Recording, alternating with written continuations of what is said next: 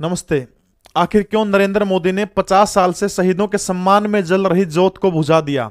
जी हां, India gate पर स्थापित अमर ज्योति जवान की मशाल को नेशनल वॉर मेमोरियल की लौ में मिला दिया जाएगा।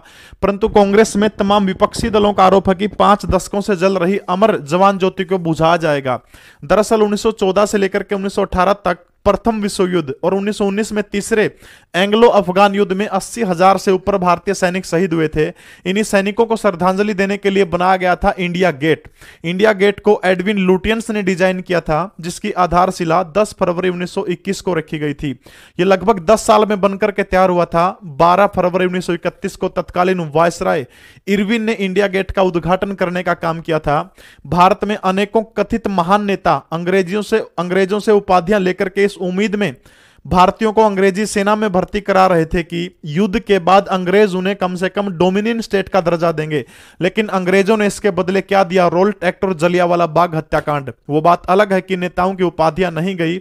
अपनी वफादारी के बदले पहले विश्व युद्ध में मारे गए सैनिकों के लिए उन्होंने इंडिया गेट का निर्माण कराया। आजादी के बाद हमने 1948 से लेकर के 1962 में चीन, 1965 के अंदर पाकिस्तान के साथ युद्ध किया। हमने अपने हजारों सैनिकों को खोया, लेकिन कहीं भी उन सैनिकों का नाम नहीं आया।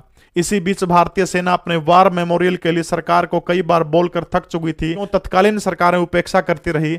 अब जब सन 1971 के अंदर भारत ने पाकिस्तान को बुरी तरह से पराजित करने का काम किया, तो तत्कालीन सरकार ने सैनिकों को श्रद्धांजलि देने का फैसला लिया और 1971 में युद्ध में सेना के लगभग 3,843 जवान शहीद हुए थे और इन्हीं शहीदों की याद में अमर ज्योति जलाने का फैसला किया गया। इसके बाद इंडिया गेट के नीचे एक काले रंग का स्मारक बनाया गया जिस पर अमर जवान लिखा है और इसी पर LTA-1 नामक जो एक गन जो है सेल्फ लोडेड राइफल भी रखी हुई है और इसी राइफल पर एक सैनिक का हेलमेट भी लगा हुआ है। किसी भी स्वाभिमानी देश के पास में अपना एक राष्ट्रीय युद्ध स्मारक होता है। चूंकि हमारे पास कोई भी अपना वार मेमोरियल नहीं था, इसलिए अपनी नाकामी छिपाने के लिए तत्कालीन सरकारों ने अंग्रेजों के वार मेमोरियल के ऊपर अमर जवान ज्योति स्थापित कर दी। इसी बीच सनद ये रहे कि अंग्रेजों ने ब्रिटिश सैनिकों और अपने वफादार भारतीय सैनिकों के लिए इंडिया गेट बनवाया था, जिस पर साल 1968 तक किंग जॉर्ज खड़ा रहता था।